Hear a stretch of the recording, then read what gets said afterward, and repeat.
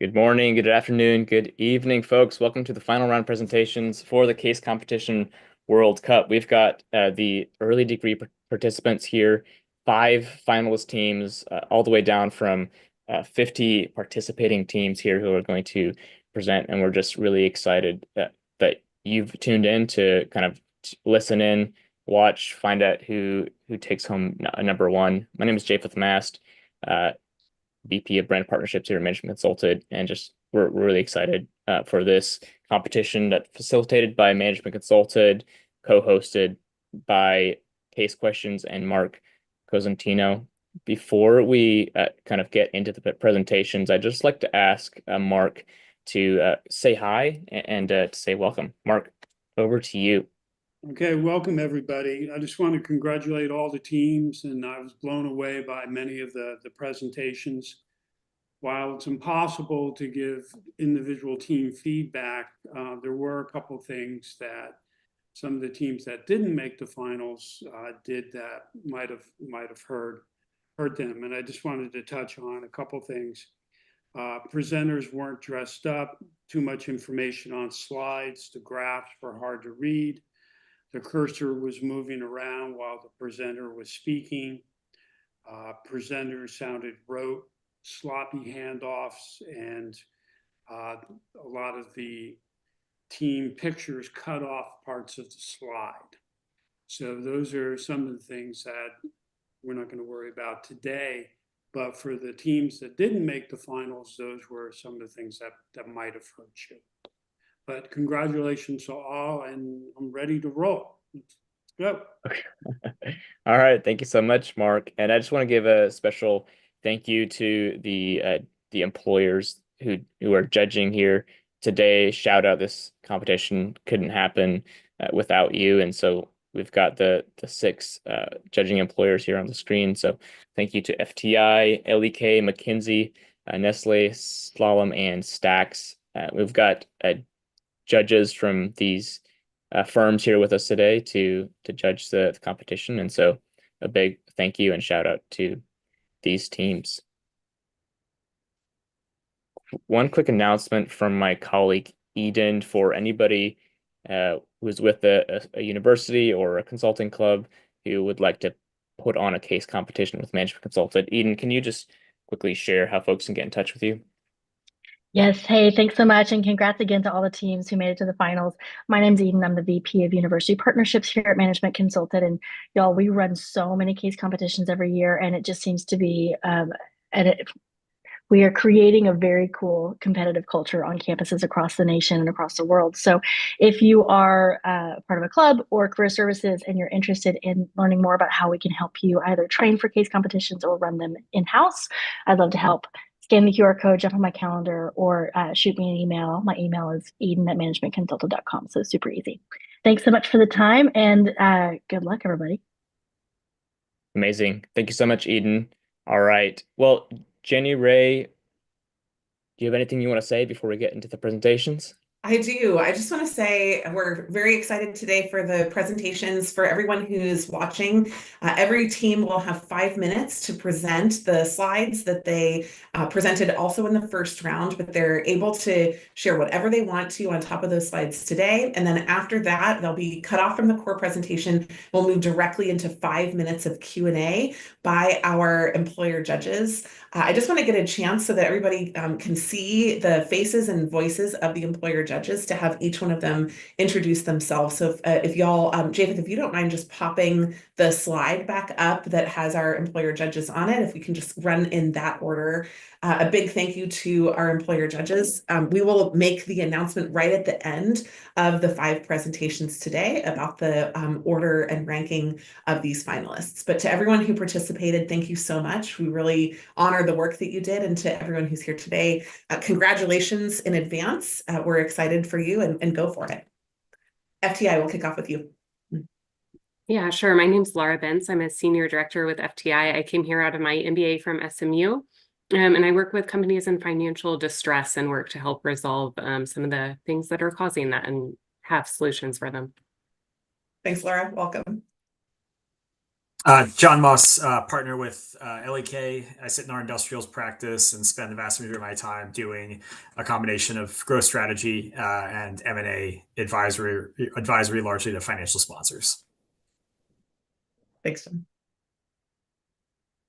And I'm Thomas Bookta. I'm associate partner with McKinsey in our Austin office, do all of my work in growth marketing and sales, and looking forward to hearing presentations today.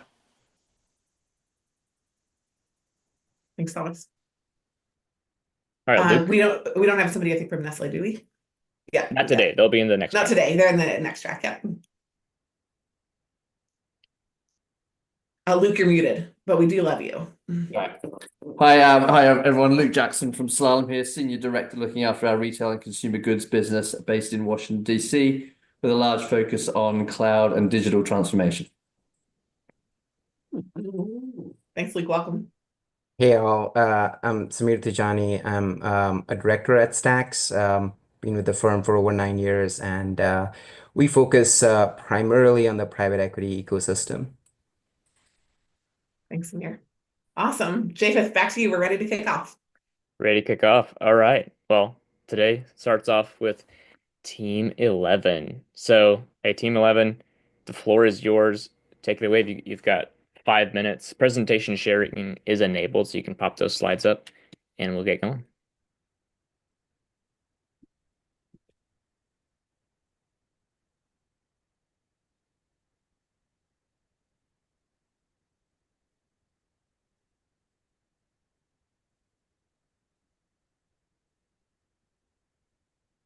Great.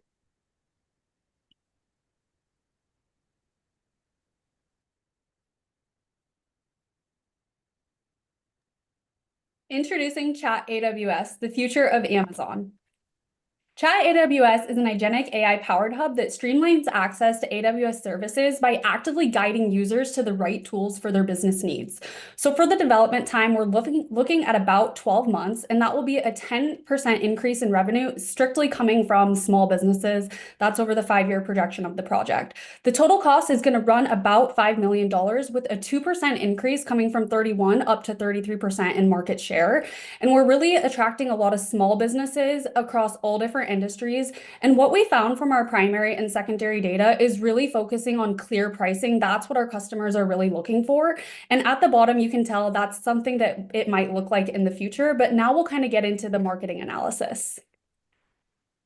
Thank you. What we see is that the global cloud computing market reached a valuation of $600 billion in 2023 and is poised for substantial growth over the next 5 years.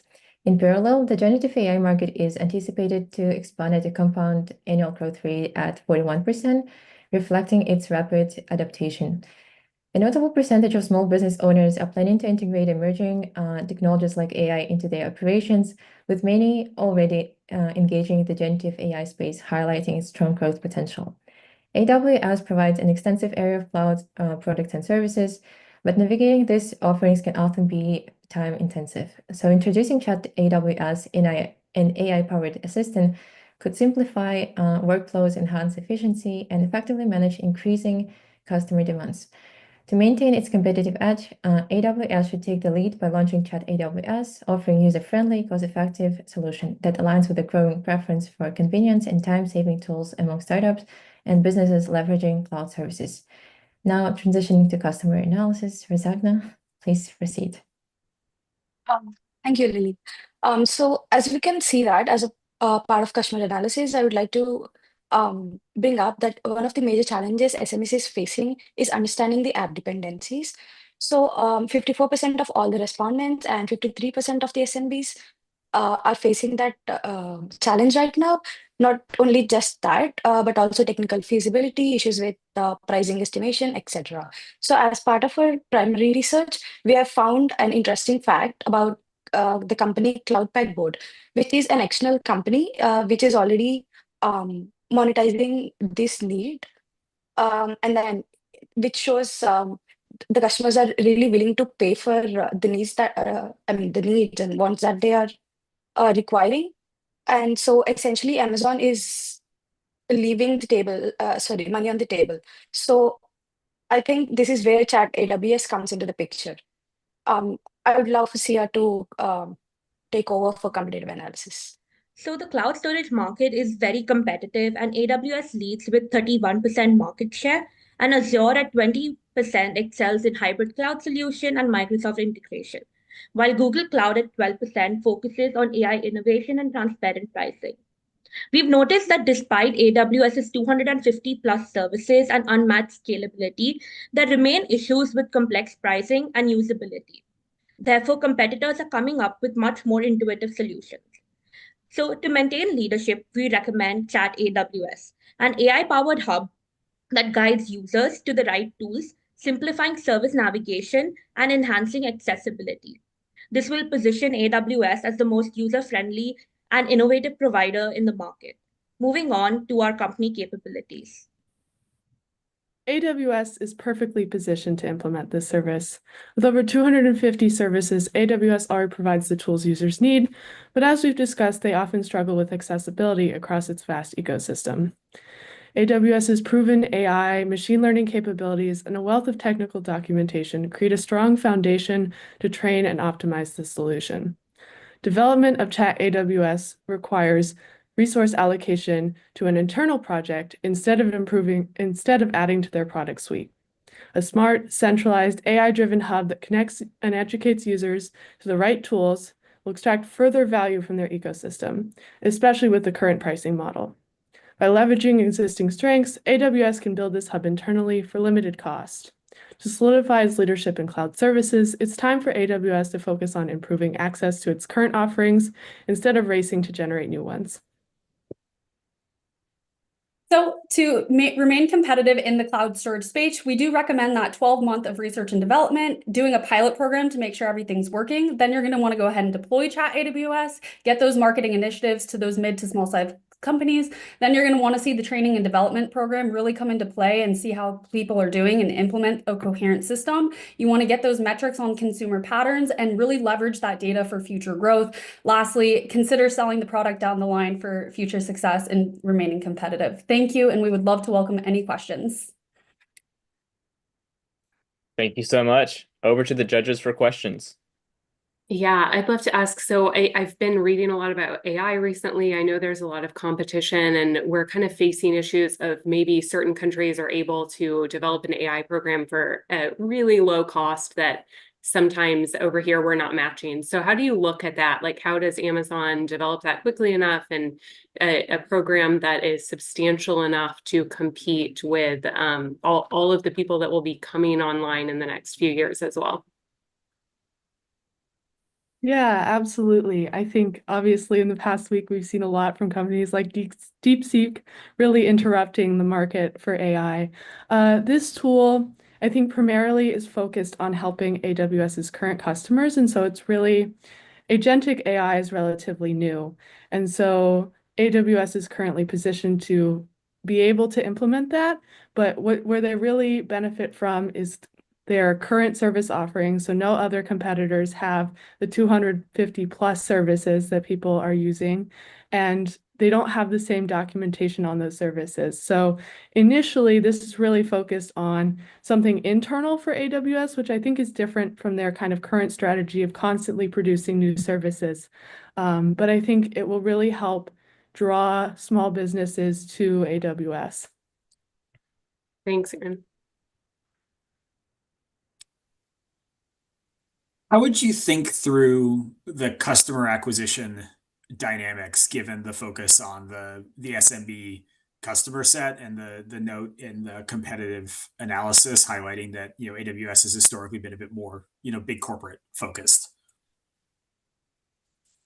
So we've seen a recent trend in like the global market that SMBs are rising rapidly year on year, and that's something we hope to utilize since AWS has so many services that are vary in a lot of different specializations. For an SMB, which might be coming in with little to no technical skills or hoping to expand, we think that having an agentic hub that can actually help them utilize all the services possible while staying on one platform would be a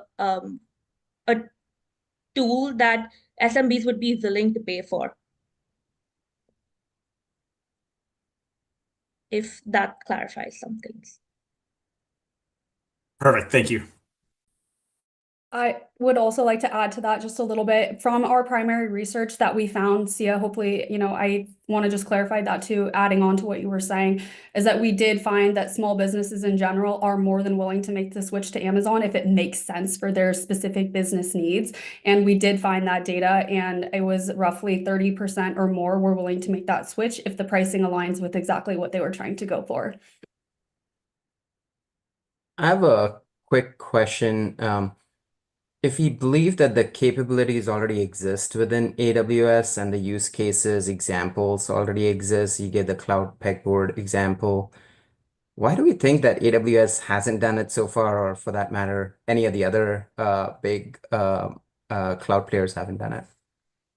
Yeah, this is certainly a question we were kind of running into ourselves. It seems kind of obvious based on the information that we shared, but agentic AI, for example, is relatively new. We've seen AI over the past couple of years really expanding, but giving AI agents power to have actionable insights for people is relatively new. And having a regular chat, which Amazon currently already has, doesn't quite provide what the SMBs need, which is they're being directed to articles, training modules, but not actually being helped in the specific project for their specific industry. So this is where we see kind of the capabilities of agentic AI really helping here. Just to add to that, we also got to know that like 90% of the AWS customers are SMBs. However, but majority of the revenue is generated by the rest 10%, which are like the MNCs. So I guess that's one of the reasons that they haven't, really addressed the needs for SMBs. So yeah, that's the reason we came up with this idea. Amazing. Thank you so much, Team 11.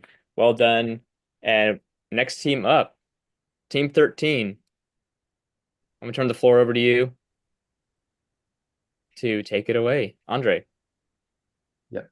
Give me a minute to share my screen.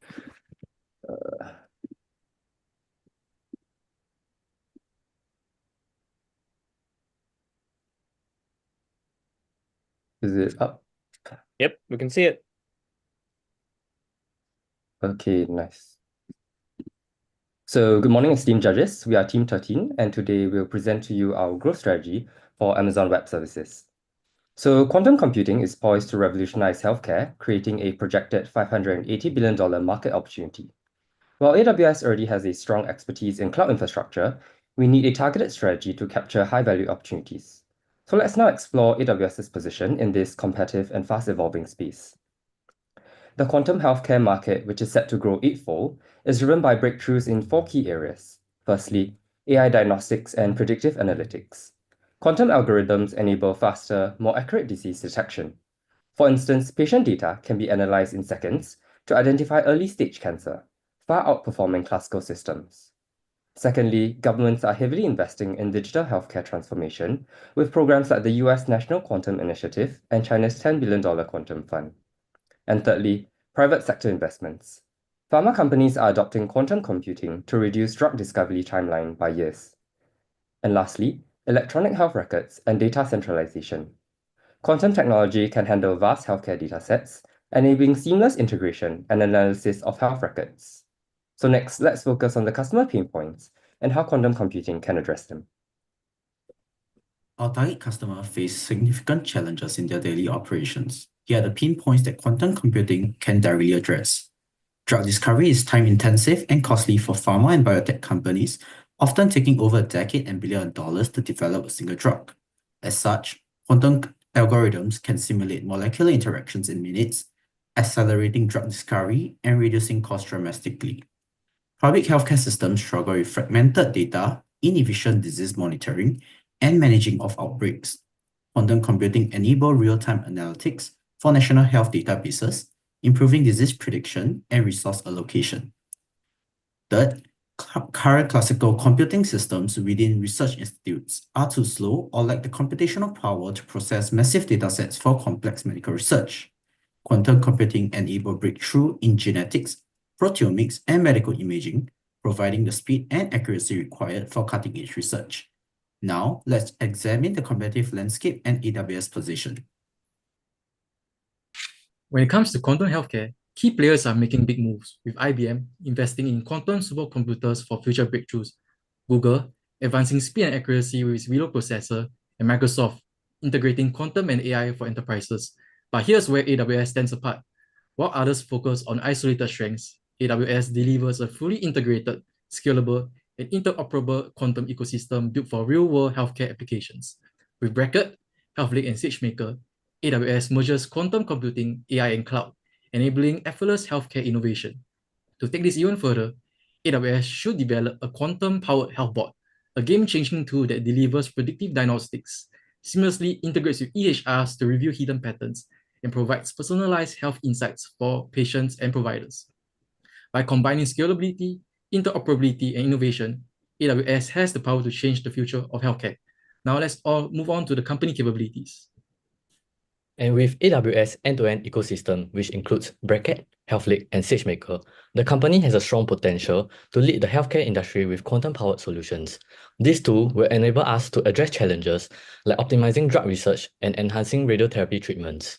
And to expand our reach, we recommend forming strategic partnerships with government, research institutions, and healthcare providers to co-develop solutions. This includes the AWS HealthBot, a quantum-powered diagnostic assistant for precision medicine and real-time triage. This strategic combination will position AWS to redefine quantum healthcare. And our roadmap will ensure steady progress for the next 18 months. In the first 6 months, we'll prototype AWS HealthBot and develop bracket-powered solutions for drug research and radiotherapy. We're also launching the AWS Quantum Educate program to upskill healthcare professionals. From the 6 to 12 months, we'll pilot these solutions with key partners, gathering feedback to refine the HealthBot and quantum services. And by the 12 to 18 months, we expect to launch the full version of HealthBot and scale quantum-powered solutions globally for drug rediscovery and radiotherapy. Hence, by integrating quantum capabilities into its secure, scalable cloud ecosystem, the company will be able to expand its healthcare market share and generate new revenue streams, thereby reinforcing its leadership in the cloud infrastructure market and ensuring sustained profitability and operational efficiency in this $580 billion market. And with this, we open the floor for our judges. Thank you. Great, thanks, guys. As you think about the next steps for the business, how would you think about the commercial strategy, and specifically, what would you look to do, to acquire customers as you ramped up the solution and develop the technology in parallel? So I think firstly, we need to make sure that we form strategic partnerships with like governments, research institutions, and healthcare providers, and tell them about the potential of quantum in healthcare industry. And then afterwards, we'll also provide like Quantum Educate, which is a workshop that aims to let the healthcare industry partners know more about the potential of the quantum in healthcare. Yeah. So I think when we are doing research in this quantum computing in healthcare, I think over time, more healthcare researchers and research institutions will start to see its potential, and we'll work with them through that. Guys, I'm curious as to whether or not you've done any thinking around kind of the implications of this from a technical skills perspective, both in end customers and in AWS itself.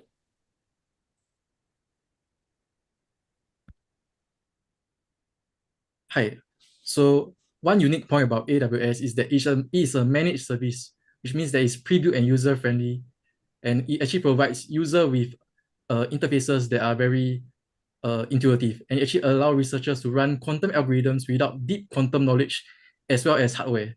So it's actually highly adoptable for institutions without quantum hardware as well. Thank you.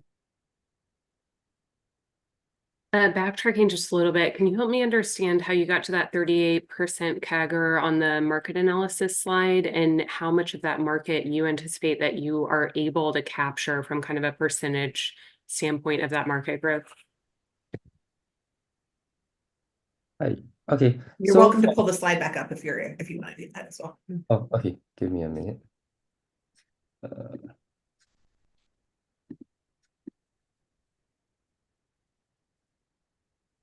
And is the slide up?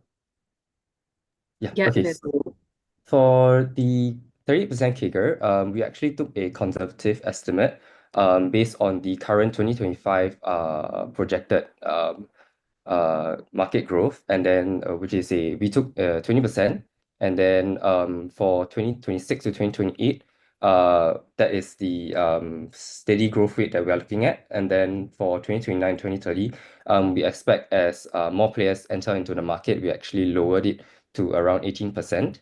And then in terms of the market share, so AWS currently has a 31% market share for the entire cloud infrastructure market. And so we also took a more conservative 20% estimate for that, given the need for new capabilities, for example, the quantum specific applications that could lower its initial share. So we expect it to be around 20% as well. And based off the $580 billion, that's how we got it. Yeah. Okay, thank you. Thank you. Do we have time for one more question, or was that the One more last one? question. 30 seconds. If there's no questions, we'll move on. All right. Sounds great. Amazing. Thanks, Thank you, Team everyone. 13. All right, Team 19. You ready? Ready to rock and roll?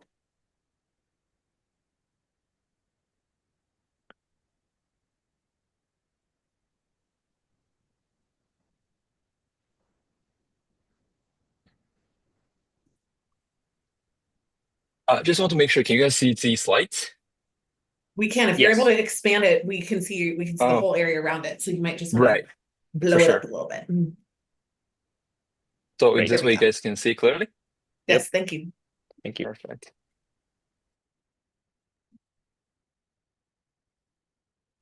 Hello, we are Team 19 presenting on hybrid cloud smart grid expansion.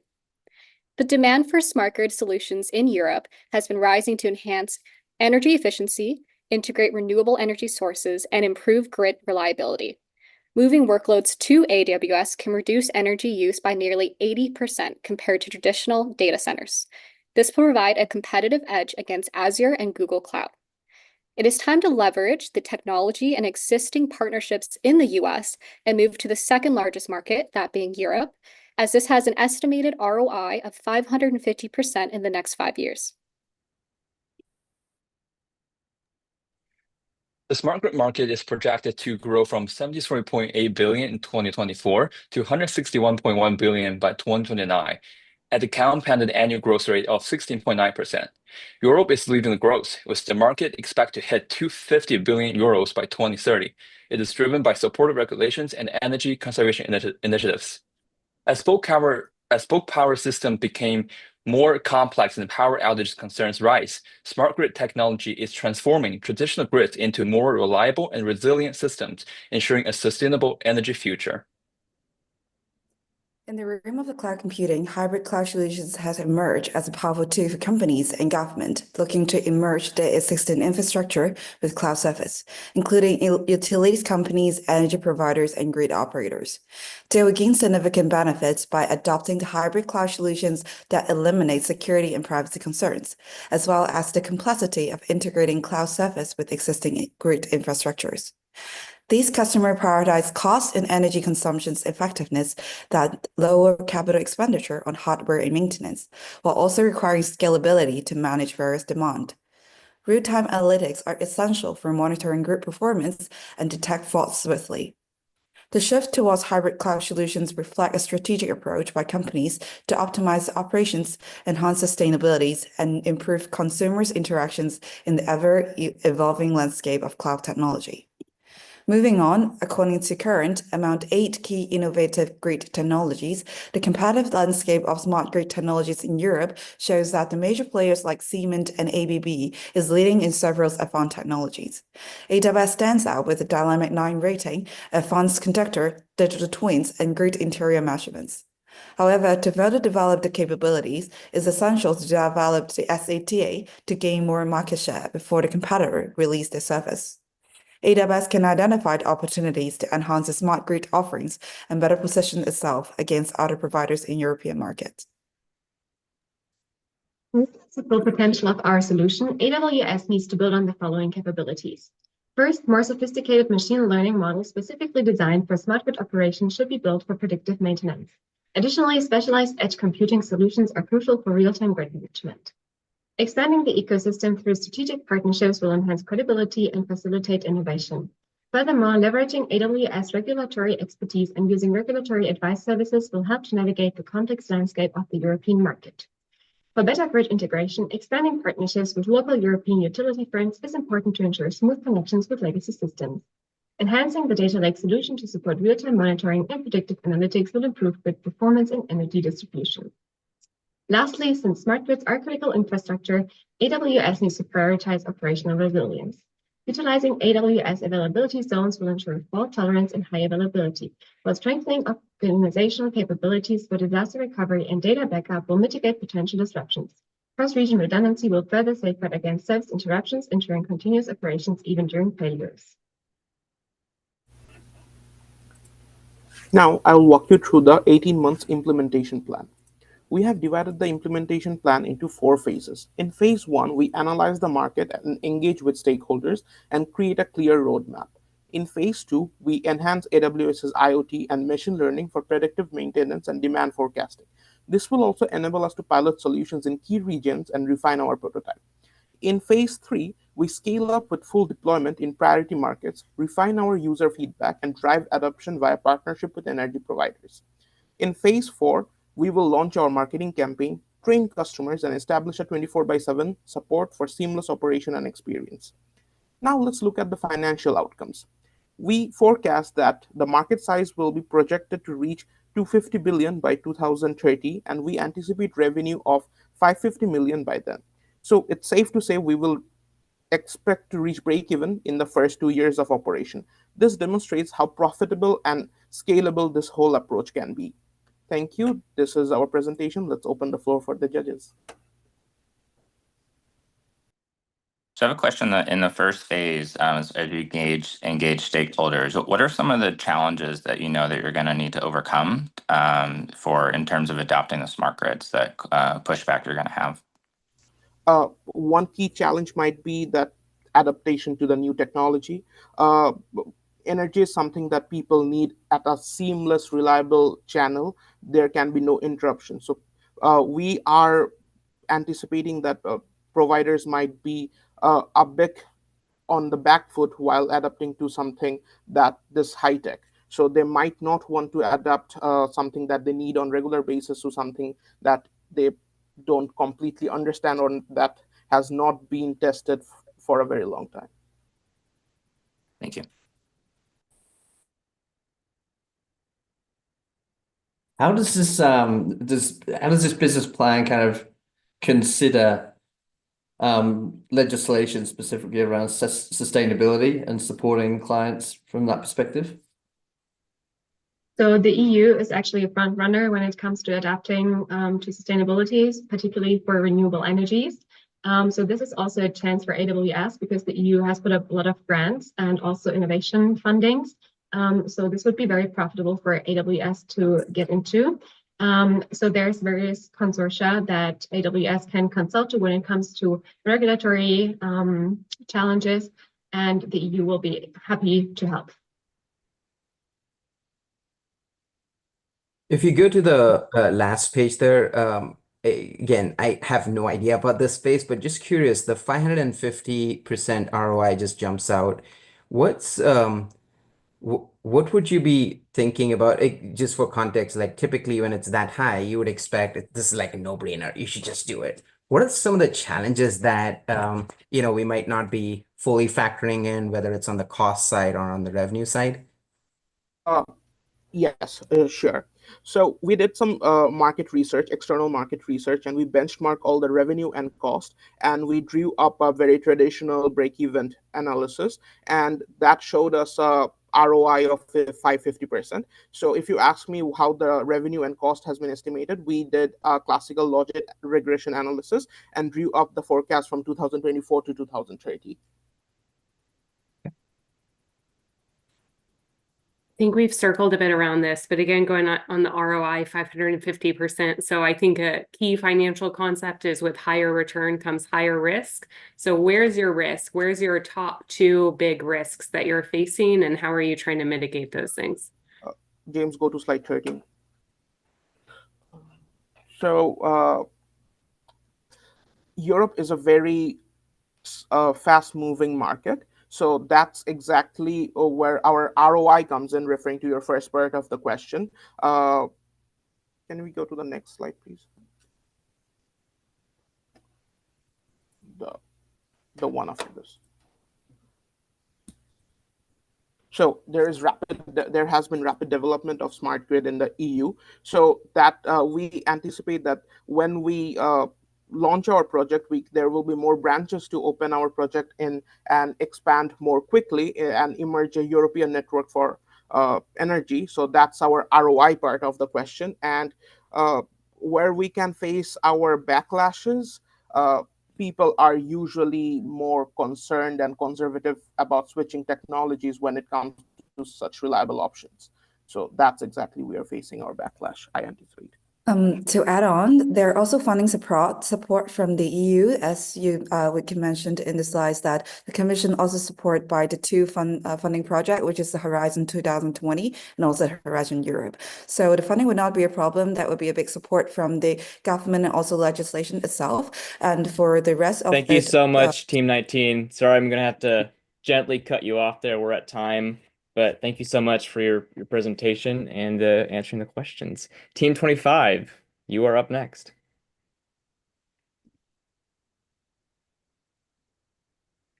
Amazing. We can see your screen. Awesome. Well, hello. My name is Gabriella Gaston. My teammates are Lauren Geisler, Kelby Olson, Jack Reinig, and Noah Bush, and we're eager to present our 18th month strategy for Amazon Web Services. So through our research, we have identified a significant opportunity for AWS to capture more market share of cloud services by expanding within the healthcare industry. There's an increase in demand on compliance and data security, as well as current low cloud adoption, leaving room for AWS to step in. Currently, healthcare accounts for 80% of all data breaches, signaling an urgent need for more robust cloud security solutions.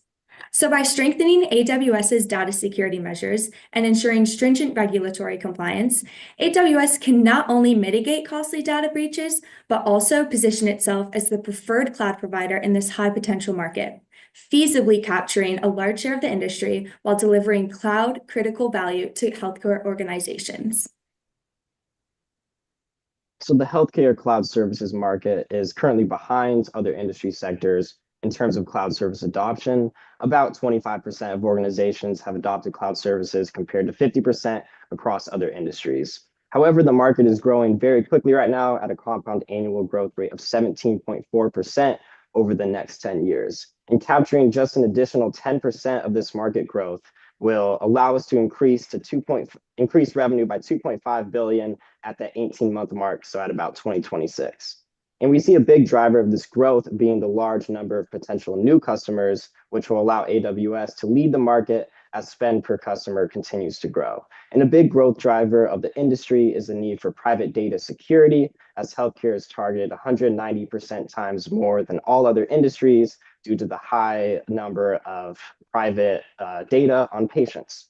And accelerating digital transformation initiatives have also led to increased cloud collaboration between partners and patients on things like Zoom. Right now in the healthcare industry, despite slow adoption, there's a high demand for security capabilities of cloud computing and storage. The average cost of a data breach is the highest in the healthcare industry at an average of $9.77 million. And these data breaches are very common in the healthcare industry, with 86% of organizations experiencing data theft. With these weak points, these clients are willing to pay for the additional security using cloud technologies, which AWS can actually feasibly provide within 18 months given current infrastructure.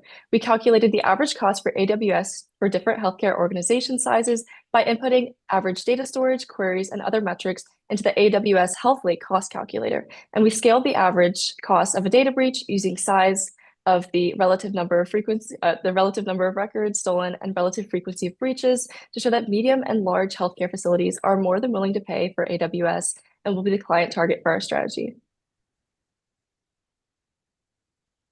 So within the cloud services market, three major competitors dominate this market with over 70% of the market share. We have one, AWS, two, Microsoft Azure, and three, Google Cloud. AWS has the highest market share with 40%, and they have the lowest storage prices. However, Azure has the Microsoft Office ecosystem, which helps them grow, and Google is advancing in AI and machine learning. So in order for AWS to be successful, they need to implement specific healthcare security and marketing development, which would allow them to differentiate and maintain a leading market share within this market.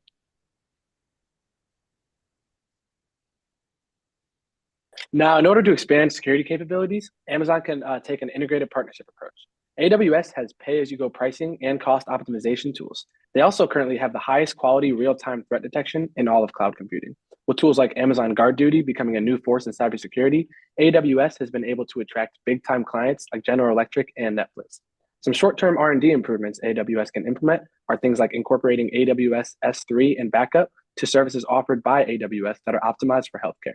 They can leverage Redshift and L.E.K to more services that are optimized for healthcare for real-time insights. AWS can also work on further developing their AI and machine learning for proactive threat detection. If we take a look at the graph on the right, these are the current leaders in the cybersecurity industry. These are some of the companies that AWS could possibly target if they choose to do a joint capital venture. And if a partnership is made, AWS could also potentially capture the customers of these top firms based on the trust these companies have already built with their clients. So moving forward, we have four key steps for AWS. First being price point validation. Measure the demand in the healthcare industry market. 2, research and development. 3, market strategy. And 4, strategic partnerships. These 4 steps over the next 18 months will be part of our plan that we recommend that AWS expand in the healthcare industry based on low cloud adoption and rising demand for cybersecurity solutions. Thank you, and we're now open for questions. I can chime in here. What are some of the challenges or just thoughts around go-to-market? Especially thinking there's a strong business case here, but that's not happening right now. So what's going to be the approach around what types of healthcare organizations, the providers, the payers, that kind of stuff, size, region, what should they be thinking about? So I think when we go into industries like this, especially the healthcare industry with a lot of regulation, a lot of times companies are going to take the path of least resistance, right? So you're going to have to come in and show them tangible ways that you can change and improve for them to switch over their databases. So we combine basically the rising breaches of cybersecurity and data, and we can see how much money it costs them, along with things like lawsuits over private patient data. And as we have increases in worries about data and our data privacy throughout AI and stuff, bringing in some of these other solutions involving AI, we want to make sure that we maintain that private data security. And so when we come to a client, we say, hey, look at this growth that you can see where you're going to save money from breaches. You're also going to be able to protect your patient private data, and that's going to push them to change from their original provider. Got it. And so is it universal across the healthcare industry, or is there like some kind of segmentation around the types of healthcare providers that will be first to adopt more on this? Yeah, so it would mainly just be any healthcare providers that are just experiencing the most data breaches. So as we showed kind of before, these healthcare industries or these healthcare companies and firms are going to be saving money when they're, especially the ones that are dealing with the most cybersecurity breaches. So it's mainly just going to be the ones that are dealing with these cybersecurity breaches the most. How do you guys think through the 2.5 billion in revenue potential a handful of pages ago? So Kelly, you can pull up that slide. So basically, based off the data we gathered, we learned that, if you go one slide forward, the compound annual growth rate is 17.4%, and they project the healthcare cloud service market to be at 280 billion in 10 years. And so checking out just the actual growth from, as you see in 2024, 66 billion to the 91 billion in 2026, we thought that a reasonable number would be 10% of market share for an already huge company like AWS, which has 40% of the market share. And the fact that a big part of this growth is actually companies transitioning, meaning that we just have to compete to have them adopt the cloud services, as opposed to saying that they should switch over, because switching over costs are relatively high. And so 10% of that revenue increase in the market comes out to 2.5 billion. Got it. Kind of a related question. Why do you think adoption has been so slow, and how does that how you kind of reflected that in terms of considering risk to your business plan and specific actions to kind of overcome that risk? I think when you look at healthcare organizations, especially hospitals, they're moving at a very fast pace and they're having to meet, patient demands very quickly. And so when they're, meeting resistance or having to switch over to a new technology, they don't necessarily have, the time or the resources to switch over. And so when you're looking at bigger technologies, such as AI and things that are a little bit more complicated to use at their current infrastructure, it's a little bit harder to switch. But when you're just looking at baseline cloud computing, as well as the ease of use that AWS has already offered within their other services, you find it to be a little bit easier to get these companies to newly adopt this technology rather than having to transfer a lot of their data from an existing cloud computing company to AWS. Thank you so much, Team 25. Well done. All right, last but certainly not least, Team 27. Are you ready to present?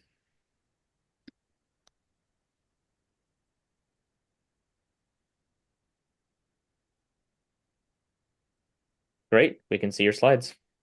Awesome, thank you very much. Hi everyone, we're Team 27, and we're excited to present our strategy to maintain AWS's market leadership through the hybrid cloud. Jeremy will now outline our strategy.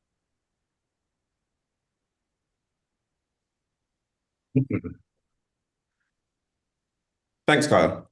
Enterprise clients make up 59% of the cloud market, and the hybrid cloud is rapidly becoming the model of choice for industries that require on-premise security for sensitive workloads and public cloud scalability for cost efficiency and innovation. Yet, today's $85 billion hybrid cloud market is still highly fragmented, with no clear leader. AWS has a unique opportunity to consolidate market share and drive enterprise adoption. Focusing on healthcare, telecom, and capital markets, AWS can unlock a 5 to 7% revenue boost, which translates to roughly $6 billion by 2025, while delivering lower IT costs through hybrid scalability, seamless regulatory compliance, and innovation through disruptive legacy systems. Innovation without disrupting is not just AWS's growth. It's about helping customers scale securely. Jerry will now walk us through market conditions. Thanks, Jeremy. Now, the reason why we recommend focusing on hybrid solutions is because that market is rapidly growing and yet still fragmented. On the bar chart, we see a steady upward market size trajectory for the next 10 years, with an estimated market size of $85 billion in 2024 and a compound annual growth rate of 18.5%. We are looking at a $555 billion market in 2034. And although we see major players in cloud computing like Azure recently gaining traction, there is realistically no dominant player in this space yet, making it an optimal time to start strategic planning today. Now, Kyle will talk about customer process. Thanks, Jerry. So with any strategy, it's important to know who you're marketing to. And despite the cloud computing surge, industries like healthcare, telecommunications, and financial services have been a bit slow to incorporate cloud services due to critical barriers, data security in particular.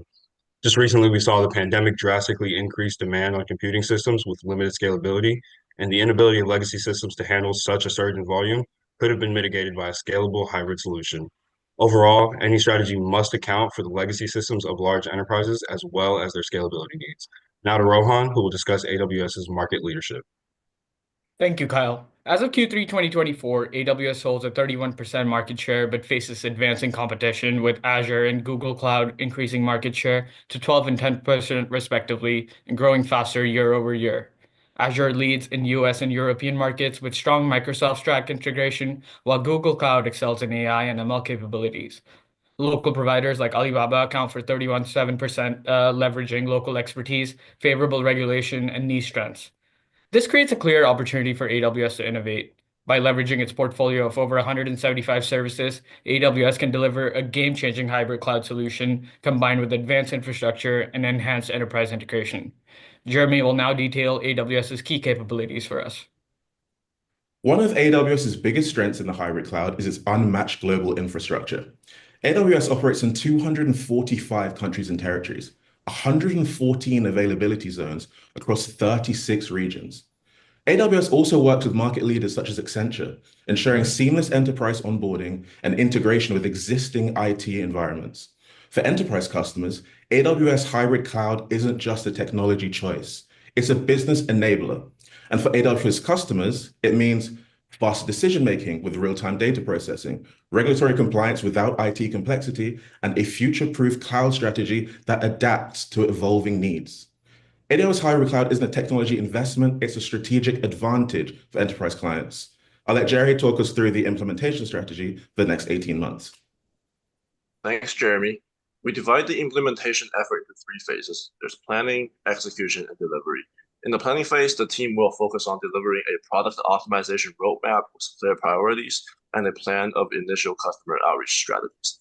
In the execution phase, the key results are an enhanced hybrid solution that can be demoed to prospective customers, as well as a steady stream of new customer signings. In the delivery phase, AWS will have a fully optimized hybrid solution ready to scale and a set of defined customer acquisition strategies. So while our competitors race to build better clouds, we're asking a different question. What if the future isn't about choosing between on-prem or cloud, but erasing the line between them? Through this bold vision, AWS isn't just targeting the $555 billion hybrid market, but it's poised to transform it. It can not only sustain market leadership, but it can redefine what enterprise computing means for the next decade. Thank you.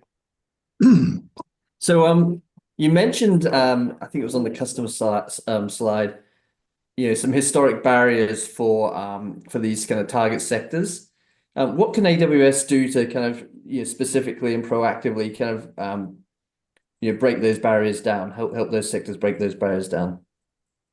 Yeah, so I think that's a very good question and something that we focused on a lot.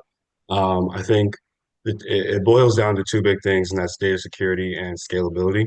When it comes to data security, AWS needs to shore up their cloud services to make sure that all data, especially on-prem data, when you're thinking about an industry like healthcare, you want to make sure that that data follows all regulations imposed on that industry. And so making sure that they tailor their regulations and security to each of those industries that they might be going into business with is important. And then in terms of scalability, to avoid, to kind of have emergency measures in place so that when you have peak demand, making sure that you're able to scale that up to the needs of those businesses is going to be very key.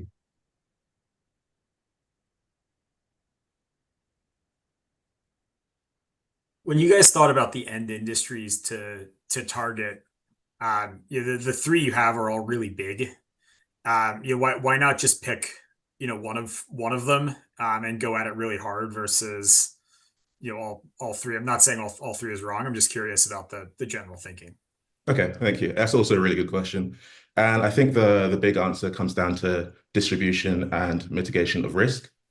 We think that if we focused on just one singular enterprise or one singular segment and putting, say, all your proverbial eggs in one basket, you look to kind of tie yourself to the ups and downs of that particular segment. And if you separate all of your risk out, make sure that you're accounting for every single segment, the combined CAGR or compound annual growth rate of all 3 is 23%. So it's tying yourself to kind of a rising balloon, and you're looking to capture the growth for all those segments and not just one. You stand to win bigger and lose smaller. Makes sense. Thanks, guys. How do you go about finding people who can help you sell this? It seems like we would have some crossover between sales, just specialties, and they would need to understand, for example, healthcare, and then they would also need to understand this hybrid approach that you're using. How do you just find the quantity of employees that you would need to help you sell this? Okay, I'll take this one.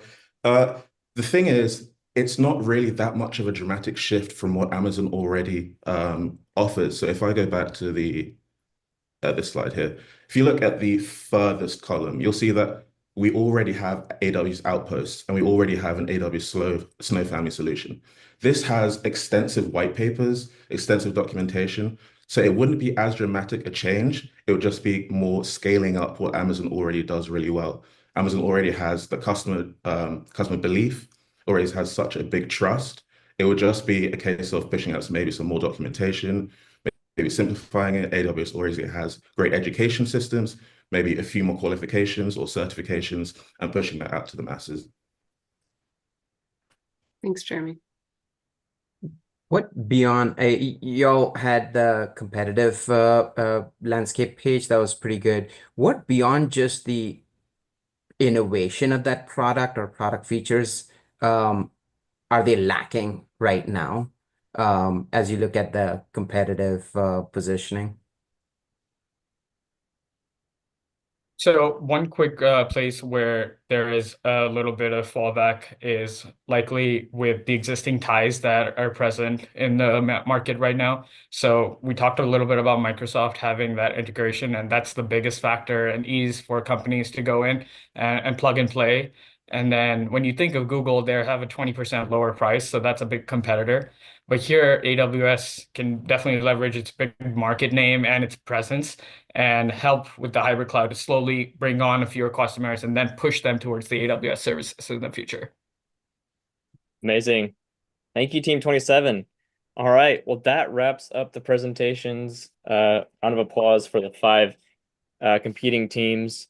We're going to give the judges 30 seconds to lock in their scores before we announce the winners from 5th to 1st place. And so while they're locking in, I'm going to pull this slide up so y'all can see who is competing today. So Team 11 from Duke University, thank you.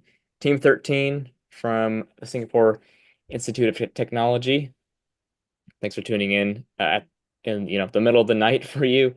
Team 19, Queen's University, amazing, thank you. Team 25 from the University of Alabama, thank you. And last but not least, Team 27, UC Davis. So we had about 250 teams in total apply for this competition, and just so grateful for the turnout here. So I'm gonna give the judges one more second to lock this in. It's gonna be a close one. All right, and now I'm gonna ask the judging team to finish up, and then we're gonna announce the scores.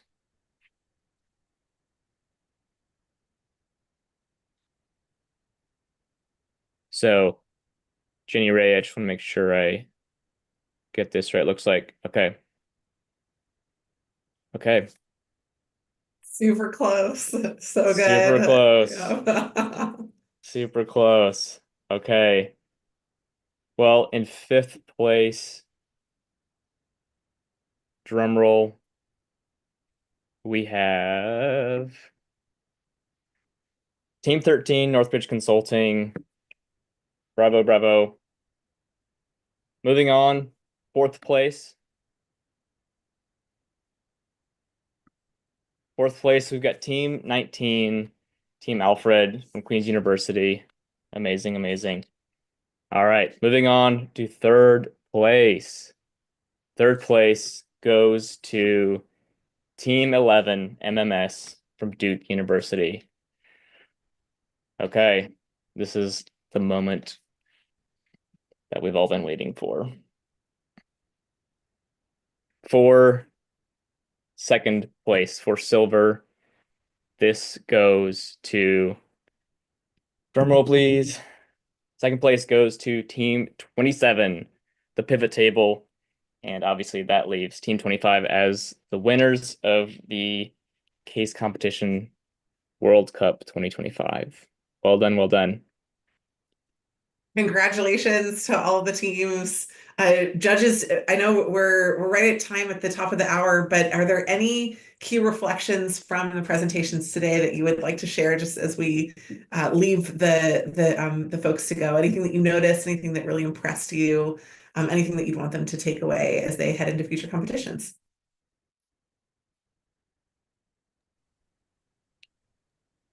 I can go. I thought that the Q&A really sold me on the teams. That was like the most critical part for me, where I thought you guys could really stand out and engaging and creating a conversation and just helping us understand and get to dive in more. So really good job to really prioritizing that and being able to have that conversation with us. Yeah, I completely agree, Laura. I think the one thing I just to always remember is have a really good, crisp executive summary at the start, because it kind of helps you make sure you tick all the boxes early, and then you've kind of got you've got that insurance thing. So I think there's a temptation to go quite to get through the process and get into the detail, and you sometimes lose the story. So make sure you always have a good exec summary at the start.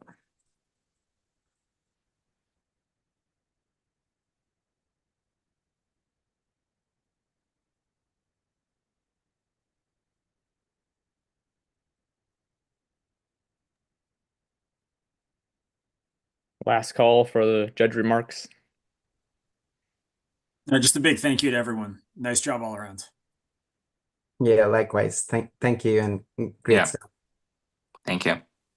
Thank you, Well, guys. I'll wrap us up as a final call to all of the participants. If you have not yet submitted your resume for the resume book for the case competition, we want to make sure that you get that. Today is the deadline.